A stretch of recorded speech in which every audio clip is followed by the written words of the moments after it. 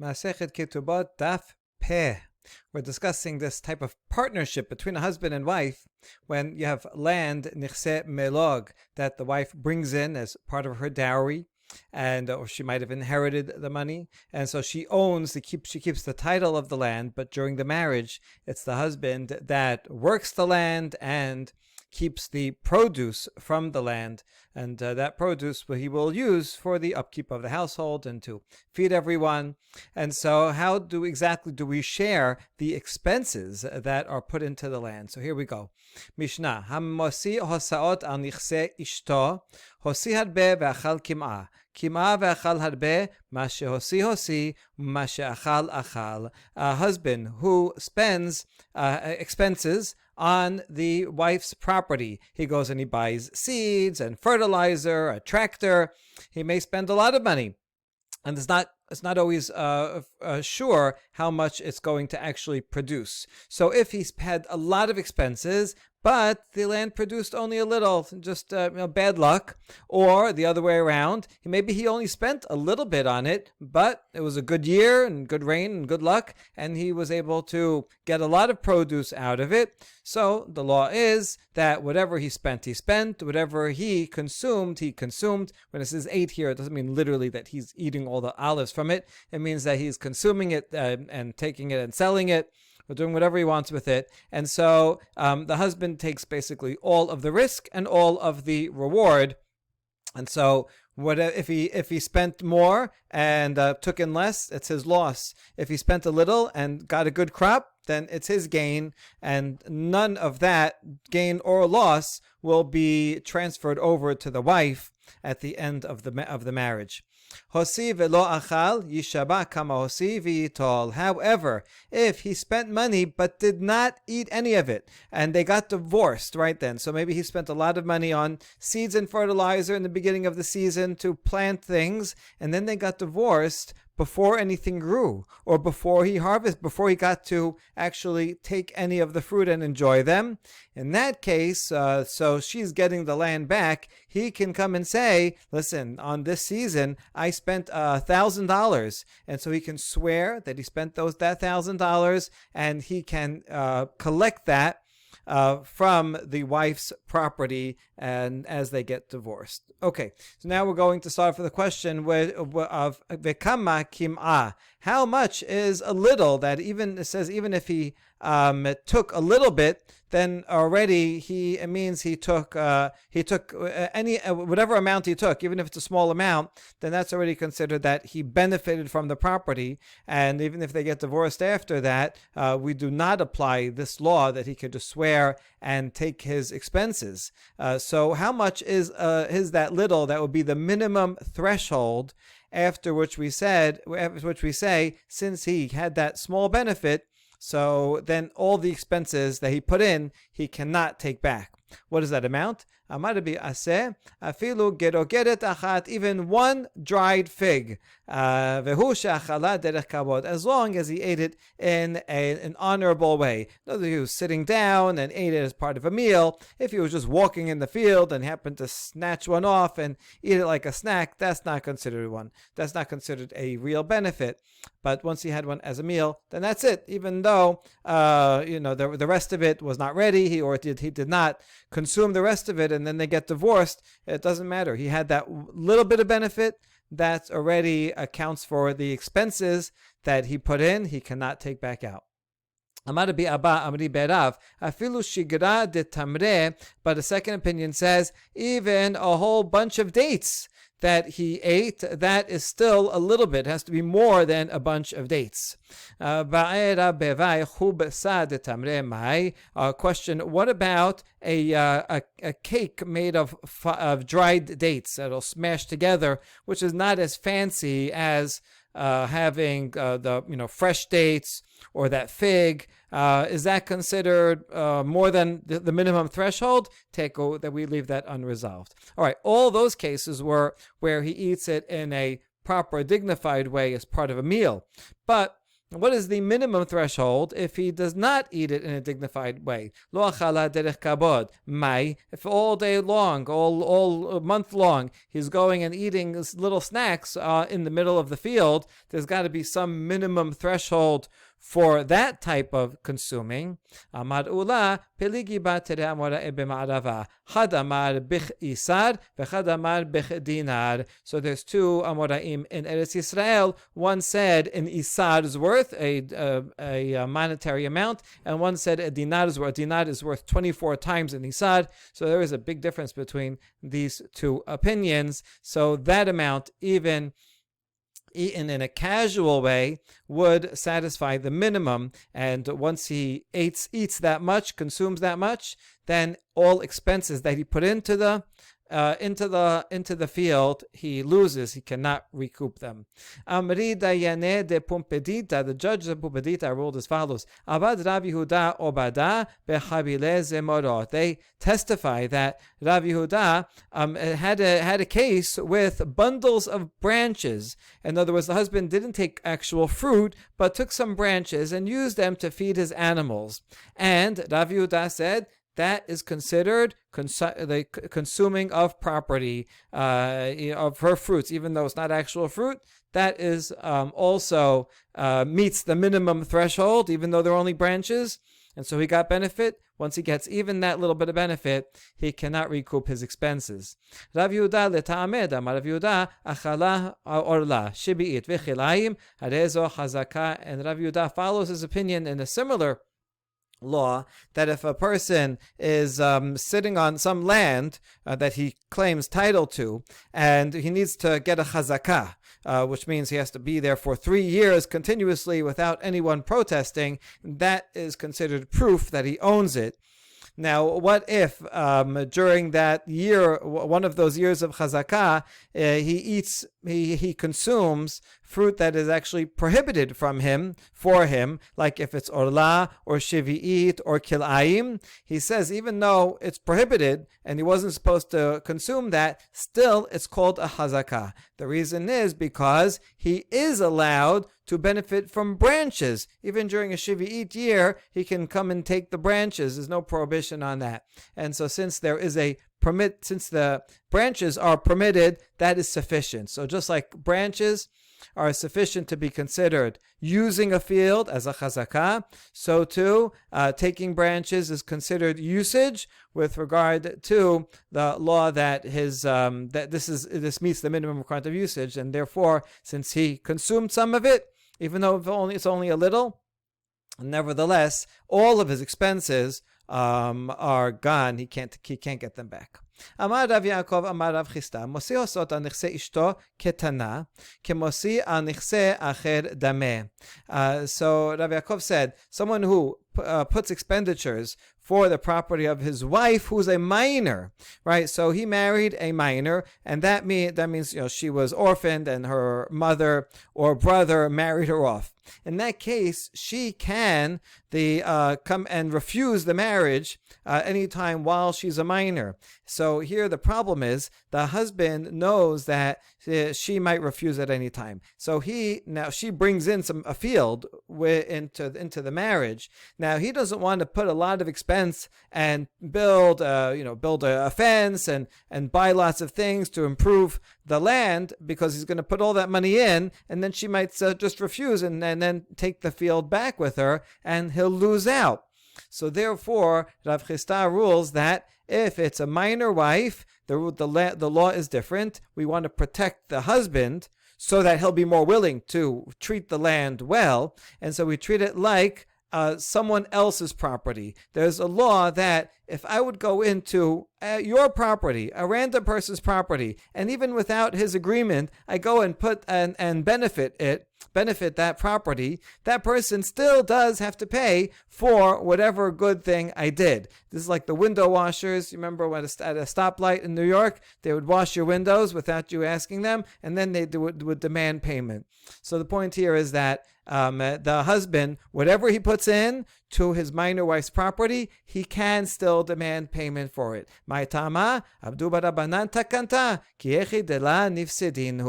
rabbis made a takana, an ordinance, so that he will not cause the land to depreciate. You see, if he thinks that she might refuse any time, he still wants to get benefit from the field. He's just gonna reap as much from the field as he can, and that in a way that's detrimental to the field. Fields sometimes they need to be fertilized properly or rest properly for the long-term benefit, and he's just gonna go for the short-term benefit that will ruin the field. And so that's not good for her, not good for their long-term relationship. And so therefore we tell them, listen, treat the field nicely, put expenses in it, as if you're going to stay married. If in the end she refuses him, then he can still recoup those expenses. And now an interesting story of a wife who got an inheritance of 400 zuz. The problem is that it was in a faraway place in Bavel called Bechozai. Here's a map. Bechozai is all the way here, and the Amoraim lived in Sura, Pumpedita. So you see, this was a very far travel distance to go to collect the money.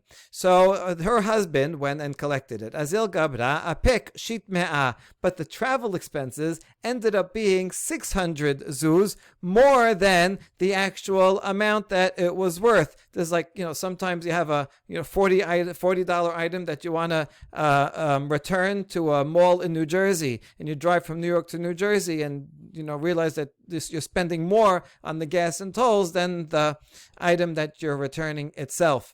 It's just not worth it. So, he made this trip. Now he's doing it on behalf of his wife. So the expenses he's putting in, that's the 600.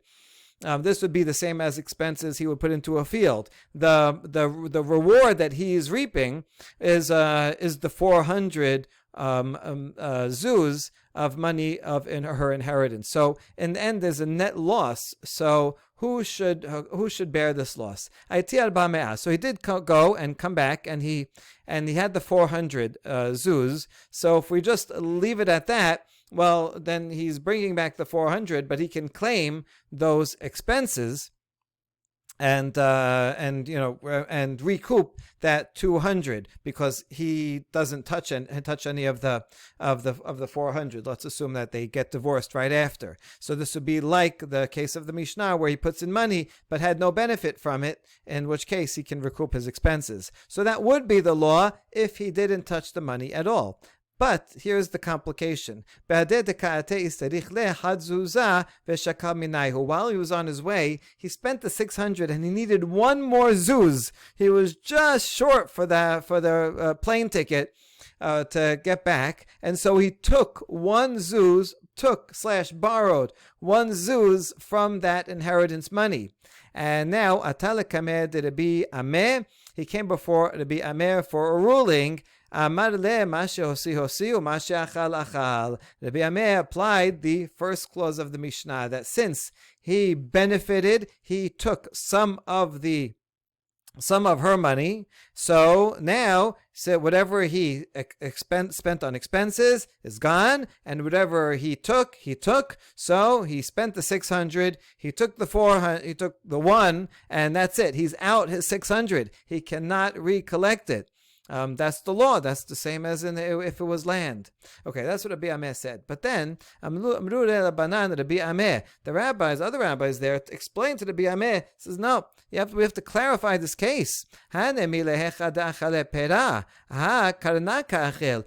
law of the Mishnah only applies when the husband consumes some of the produce, the income from the wife's property. But this inheritance is itself the principal. And so it doesn't apply if he just borrows some of the principal. If, somehow he needed to take some of this land and lend it to someone, something like that, so it would be a different law. And so it's just part of the expenditure. He borrowed this one zuz as part of his expenses to pay for getting the rest of the 400 zuz. So you shouldn't treat it the same as fruits. So therefore he answered, Im ken havale hosi velo achal lishaba kama hosi v'itol. So Rabbi Yirmiyah says, oh, thank you for explaining the details. If so, then it's the same as a case where he put in expenses into a field and did not consume anything. And in that case, all he has to do is swear on the amount that he put in, and he can recoup that amount. So in fact, that 1 shekel will just pay back to the principal, and he can swear that he spent 600 on the plane ticket and other travel expenses, and he'll be able to get that money back. All right, fascinating. Now, Yishaba kama hosivi yitol, the last line of the Mishnah says that if in fact he did not consume any part of the field, so he put in expenses, then they get divorced, and now there's all things that the land will produce. All that benefit will go to the wife, so he swears the amount that he put in, and he can take that amount from her whatever she is taking out of the marriage. Amar Rabbi Aseh. So the Rabbi Aseh says an ambiguous statement. He says this is true, that he swears and takes his expenses as long as the enhancement to the property corresponds to the expense. So there's two possible ways to interpret this, one for his benefit and one for his detriment. Amar Abaye, Shim haya shebach yated ala hosa'a, notel et hosa'a belo shivu'a.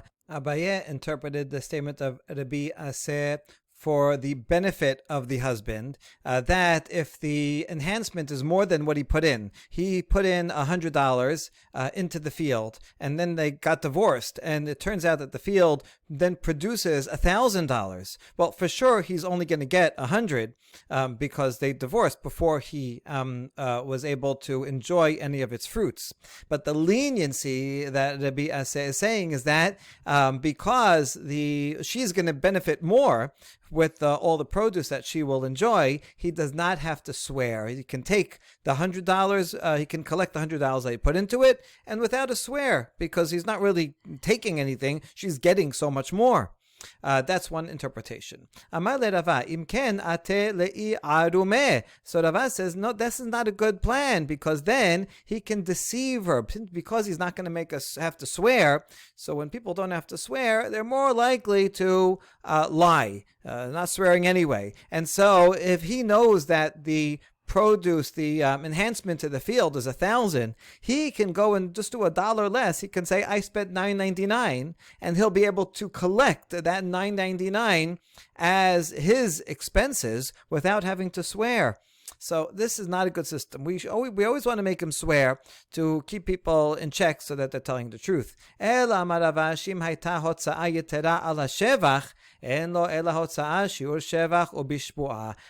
rather explains it the other way. Rava says statement to his detriment, that if the expenses were more than what the enhancement, he put in $1,000 into it and ended up producing only $100. So he can't go and collect the $1,000 in that case, although from a simple reading of the Mishnah, it would seem like he can collect whatever it is that he put in because he didn't benefit from it.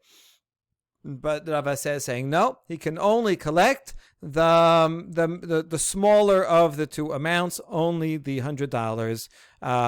So he only gets that shevach, and he has to make an oath as well.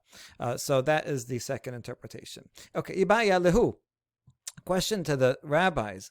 Baal shehorid arisin tachtav mahu. The husband, while they're married and he's in charge, he doesn't want to go and sit and work the land himself. He has, he doesn't like doing that, or he has other things to do. So he hires sharecroppers. Sharecroppers will work the land. They take a share, and then the rest the husband gets and then uses for whatever he wants, and for feeding the household. And then they get divorced in the middle, before the sharecroppers get to finish working the land and taking their share. So here's the question. Adata de Baal Nachit. Do we say that the sharecroppers, they are working for the husband, and with that intention of only working for the husband. Therefore, istalik lebal, istaliku lehu. Since now the husband is kicked out, leaves the field because they got divorced, so too, these are his sharecroppers, and that's it. Their term is over. And so they lose out. They put work into it, and they're not going to get anything out of it. And that's just part of the deal. They have to know that risk is possible, that they might get divorced. So do we say that? Or Dilma adatadad anechet vadaki kaima ladise kaima, or do we say that they're intending to work the land as it stands, and the land is still here. It just now is under a different ownership. I mean, she always owned it, but different control. And so they were working for him because he had control. And now that he's out of the picture, so they continue working for her. But they still have a right to work the land and reap the benefit that was coming to them. That is the question. Matkif La Rava bar Rav Hanan, Maishna Mahiyored letokh sedeh chabero un ta'ata shelo b'rshut shamin lo v'yado ala tachtona. So Rava objects to the whole question itself. This is, how would this be any different from, remember that case before, when I go into your field without you asking me, and I go and I build a fence, and I benefit from it, like the window washers, where I go and I plan things without your permission, and nevertheless you have to pay me. Now, and when you do pay me, it's true that I'm always going to be at the disadvantage. You'll have to pay me the lesser amount of my expenses versus or the enhancement of the property, because this was unauthorized. So I can't come and say, hey, I put in this much money, and if it didn't benefit you that much money, so you don't have to pay. So that's true, but still you have to pay me something. And so this should be at least as good. In other words, even if the sharecroppers are only working for the husband, and the husband now is out of the picture, nevertheless, the wife should have to pay the sharecroppers at least that amount, as if a stranger came and started working on her land and planting things, that she would, in fact, have to give them something. That's the question, and the answer is hatam leka inesh de tarach hacha ika baal de tarach. No, in that case, when someone goes into your field, and no one's been planting your field, I plant it, so then you should pay me something because I did you a favor, even though you didn't actually ask. Whereas here, the wife can say, wait a second, you didn't have to hire, she can tell her husband, you didn't have to hire sharecroppers. The husband himself, he's an able body, he could have worked. And if he put in the work into it, then she would not have to pay anybody. And so the sharecroppers are only doing the husband a favor, not really doing the wife a favor, right? The wife actually, that's the whole point of this deal in the marriage. She brings in the field. He is responsible for working it, and he gets the benefit of taking what it produces. So that could have been the deal, and he could have done the work, and then once he left, so then he would leave and she would enjoy the profits. So therefore she could say, no, I never wanted any sharecroppers. Sharecroppers have no benefit to me, and therefore I'm not paying them anything. Okay, so now actually we restore the question. There are really two sides to this question. Okay, Mai have Allah. So what's the answer? Amar Rav Huna b'red Rav Yoshua hazenan I Baal arisu istelik le Baal isteliku lehu. It depends. If the husband himself is a sharecropper, in other words, he's a farmer, he knows how to work the land himself. He's in a way a type of sharecropper, in that he doesn't own the land, although he keeps all of its profits. Sharecropper only takes part of it. But the point is, if the husband himself is capable of working the land, then she will be right, and she will say, listen, I was depending on my husband working the land, and he decided to farm it out. to other sharecroppers. I don't. Once if my husband leaves, they leave too. I'm not giving them anything, just as I would not have to give my husband anything. But if the husband is not a farmer, he's a merchant, he's a tailor, he wouldn't be able to work the land even if he tried. In that case, the land needed the sharecroppers, and so even when the husband was there, it would need the sharecroppers. So without the husband, it also needs the sharecroppers. Sharecroppers did benefit the wife, and therefore the wife would have to keep them and pay them at least that minimal amount of the lesser amount of the expenses versus the produce. Okay, next question. So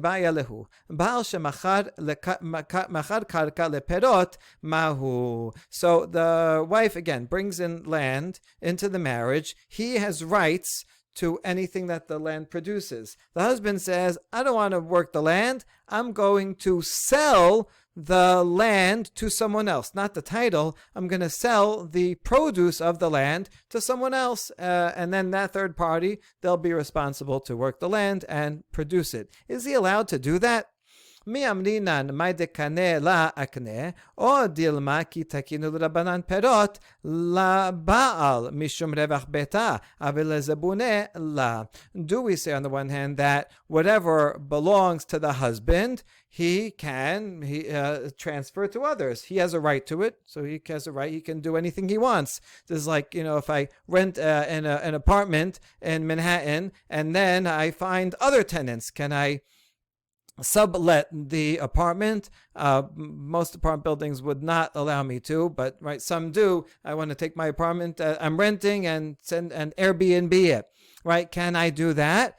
So if I have total rights to it, I should be able to sublet it. He should be able to do that. Or do we say, when the rabbis made this takana, that the produce goes to the husband of his wife's land, that is for a certain goal, for the gain of the house, that he should take all this, whatever it's producing, grapes and olives, and he should bring it into the home, so that there's all this nice fruit in the home, and or if there's too much, he'll settle on the market and take that money and buy other things for the home. That's what it's for. But it's not for his personal use to give away the rights to the land and then, go take the money and use it for whatever he wants. It's for the benefit of the house. So no, he should not be able to do that. They want to have direct benefit from the fruits of the land.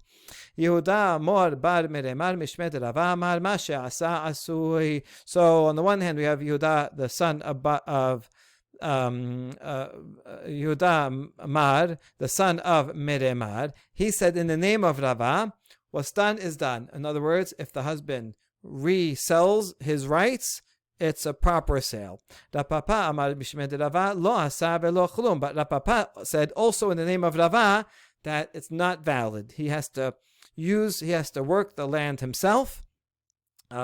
And he can hire people to work the land, but he has to keep that ownership, and he has to keep the produce of the land within the household for its benefit. So now we have two statements, opposite statements of Rava. Amar Papa had Yehuda mor bar maremar la beferush itmar ela mikelala itmar. So the Papa defends his version of Rava by explaining that Papa says, I know what Rava said, he's right. My version is right. Because Yehuda Mor's version, he did not actually hear Rava say, Ma she'asa asui. He never made an explicit ruling about it, but rather he just derived it from something else, from a story. Now, when you derive a law from a story, it could be that you didn't realize that the details of that story and why it led to that outcome. And so he's saying, no, they got a wrong conclusion, because Yehuda Mor got a wrong conclusion because he was only deriving it by inference, but it was an incorrect inference. What's the story? Tahi teta de ayela hale legabra tarte amhata. Azal gabra nasi beteta achariti. Ayel la hada minaihu. Okay, this is a really funny case. well, I don't know, funny for us, but not for everyone involved. You had a certain wife who brought in two maidservants into the marriage with her as part of her dowry, right? These are going to be maidservants, as we saw earlier. If a wife brings maidservants in, so they will help out with all the chores of the house and relieve her of her many of her duties. And now this guy, he goes and marries a second wife, which is probably bad enough, and the first wife is not going to be very happy about that. But now he does something else. The husband takes one of the maidservants that his first wife brought in and assigns her to help out with the second wife, which is his right to do. The maidservants are similar to the land that she brings in, even though the title belongs to the first wife, but the usage belongs to the husband. So the husband can order around the maidservants however he wants during the course of the marriage. And so he assigns one of the maidservants from his first wife to tend to the needs of the second wife. So add insult to injury to this first woman. Not only has to put up with a sarah, but now she loses access to one of her maidservants that she brought in. So this first wife, Atai lekamed Rava savcha, and she comes to Rava screaming about this injustice done to her. La ashkach ba, but Rava did not pay attention to her. Now, we don't know why he didn't pay attention to her. The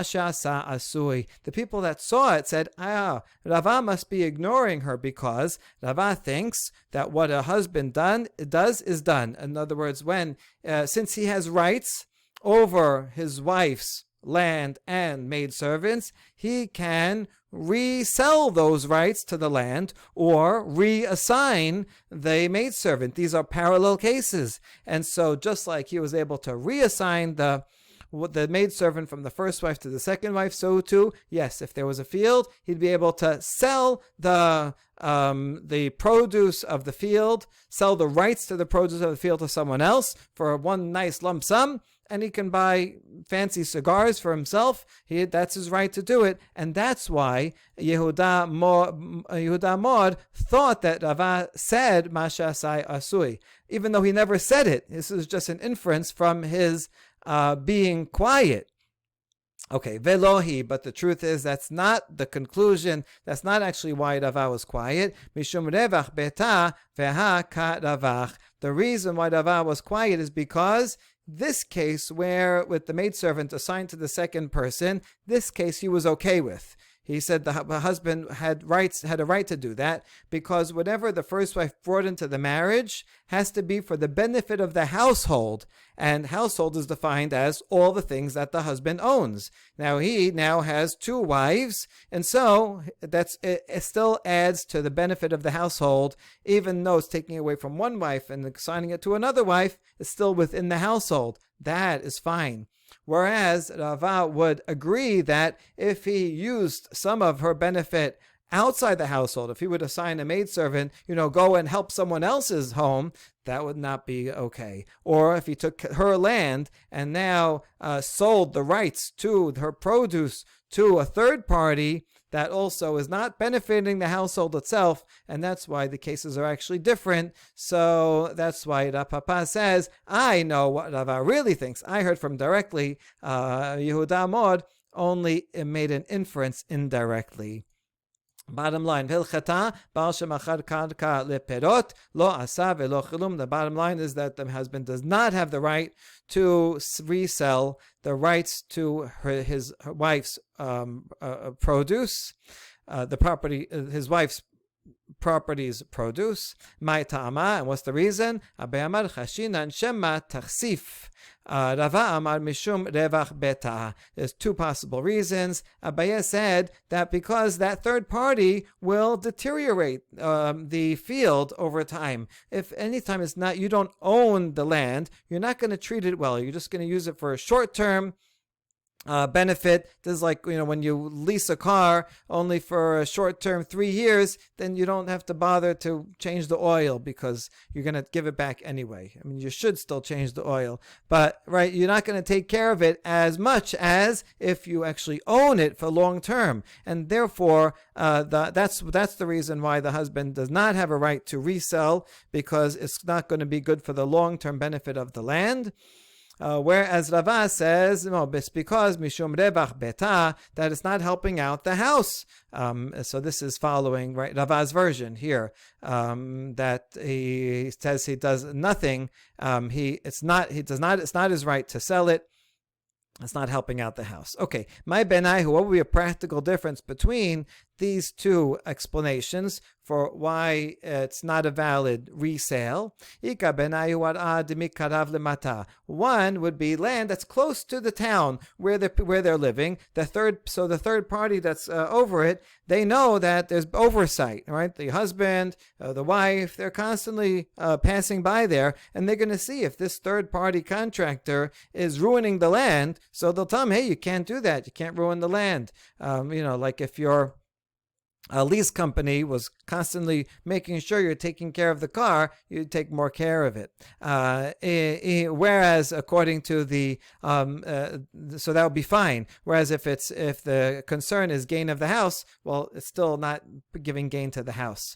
Or if the husband himself is a sharecropper and works the land, even though he sold the rights to someone else, right? So he sold the rights to someone else, but then he had himself hired as a sharecropper. So since he's actually on premises, he will make sure that the land does not deteriorate, even though he took one lump sum for the sale of these rights, and so that money is not going to benefit the household directly, because all the actual fruit is going to that third party lender. There's like sometimes people might sell their business to a bigger company, even though they stick around as one of the employees to actually run the business.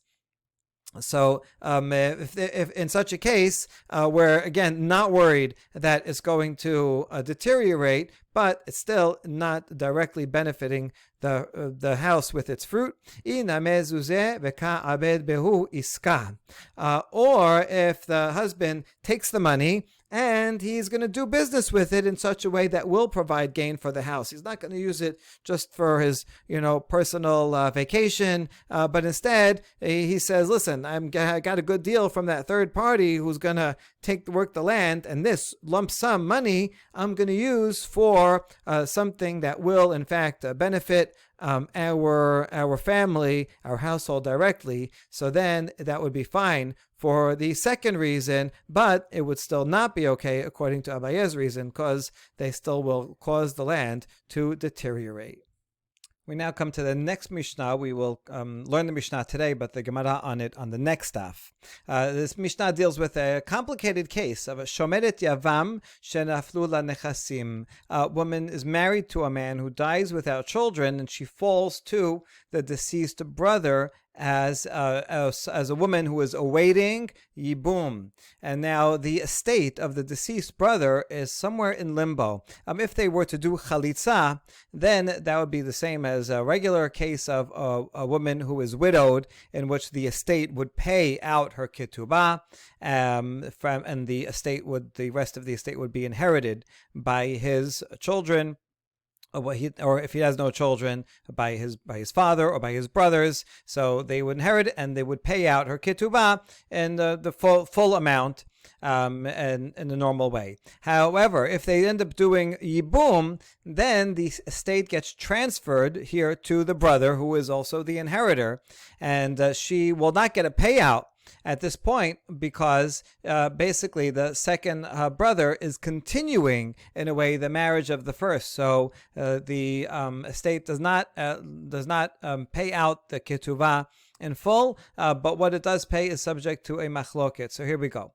Modim bet Shammai bet Hillel shemocheret venotenet bekayam. During that in-between state, any land that she retained the title to, nichse melog, the wife now has control over, because the husband is dead, so he doesn't have control over it. She's not yet married to the Yavam, so she can sell it or give it away as if she's a single woman. And Bet Shammai and Bet Hillel would agree, just like they agreed regarding a single woman, even though they disagreed regarding a woman who is post-Kiddushin, where Bet Hillel said she should not lechatechila sell it, but here this attachment to the Yavam is even less than a Kiddushin attachment according to him, and she can control it. Now, Meta, if she dies during that in-between period, before any yibum or chalitza is done, ma ya'asu b'chtuvata u'b'nechasim hanichnasin hayotzin ima.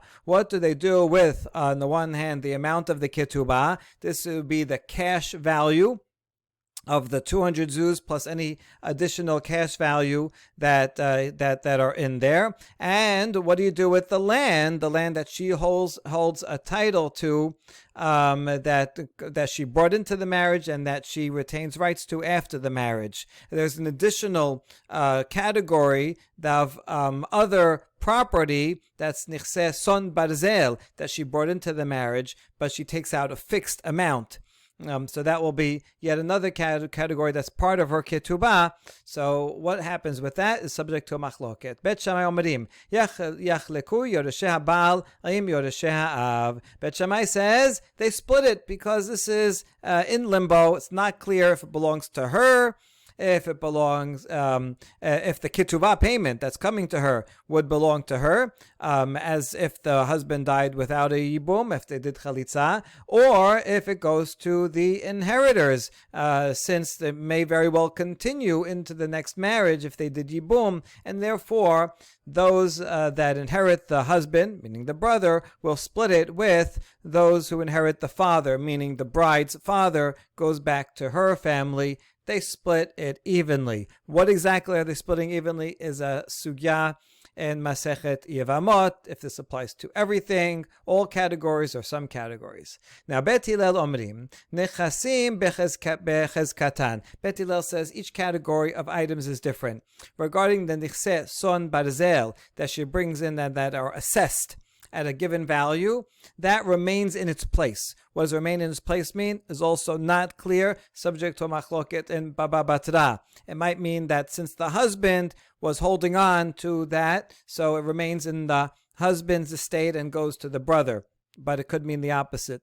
Uchtuba bechezkat yorshei haba'al, the cash value of the ketubah, since she died, so she doesn't collect it, and so that goes to the inheritors of the husband, meaning it goes to the brother.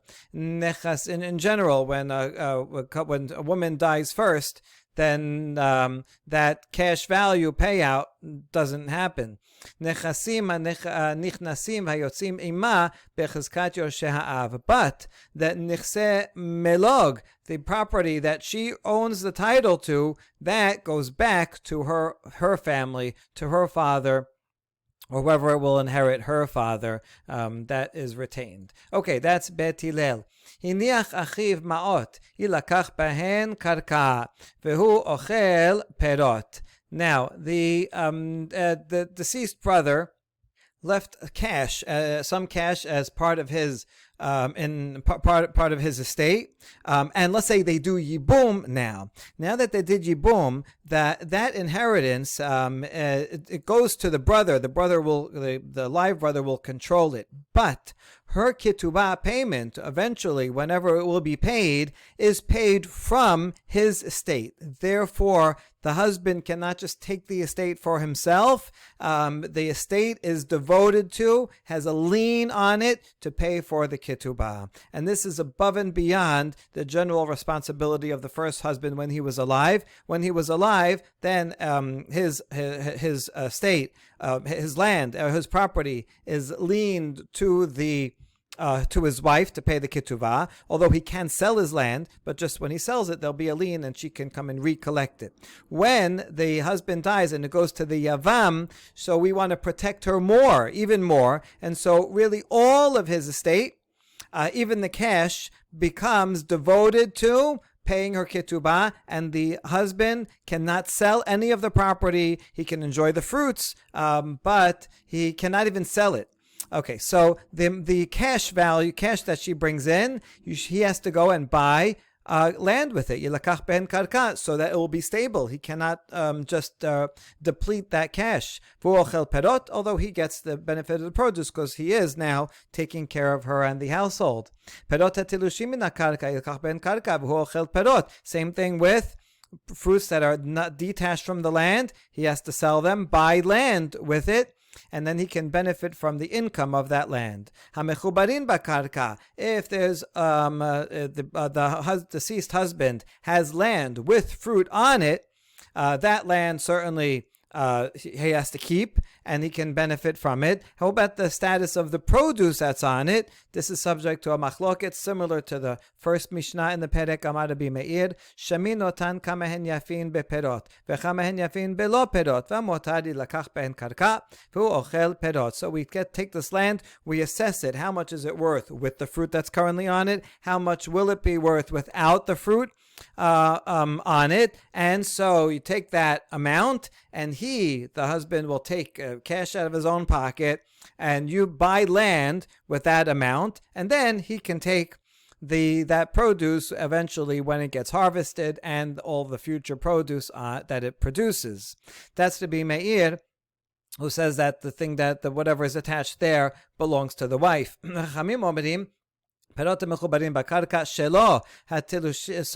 Chamim say, no, whatever is attached to the land, he gets to keep it. That's not. That's just like same as detached from the land. He gets to take that first produce, the first crop. Anything that is detached from the ground. So that's kind of in limbo. Who does it belong to? So whoever gets to it first, if he goes and collects it first, he gets it because it's in limbo. So it's not clear whose it is. He gets it. If she goes and she collects it first, then it's hers. Not that she can take it home, but rather that it's like cash that she brings in to the marriage, and he has to buy land with it, and then he can enjoy the fruit of that land. Kenasa. Once the Yabam marries her, Harehi ki ishto lechol davar. He is responsible for everything. Like a wife, he has to provide for her. The same deal as a regular wife. Except that the payment of the ketubah, it comes from the first husband's property. The Yavam does not have to use his own property. As long as there are funds from the original husband, he does not have to spend his own money, because after all, he never wanted to marry this woman. He was forced upon him as a mitzvah to do. So he is kind of continuing in his deceased brother's place, and so he can use that. He must use that to pay her ketubah, which does also bring it with it limitations on how he can spend and not sell that land. Lo yomar la hare ketubatech munachat al shulchan ela kol nechasav acharein leketubah. Here's what that second the Yavam cannot do. He cannot say, let me see, how much is this ketubah going to be end up being? Add everything up, it's going to be $100,000. He cannot say, listen, here's $100,000. I'm putting it on the table, right, as separate, and then the rest of it, all the land and everything, I'm gonna just keep for myself and do whatever I want. He cannot do that. Rather, all of the estate is mortgaged as a lien on it to pay the ketuvah, so that it'll be there for long term. It has to be something stable. That's true not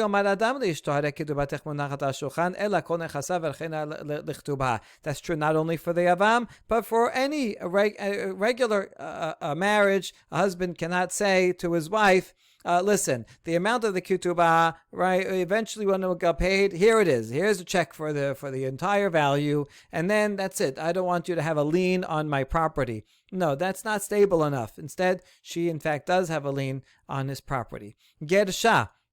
If the Yavam divorces his wife, the Yavama en la ketubah.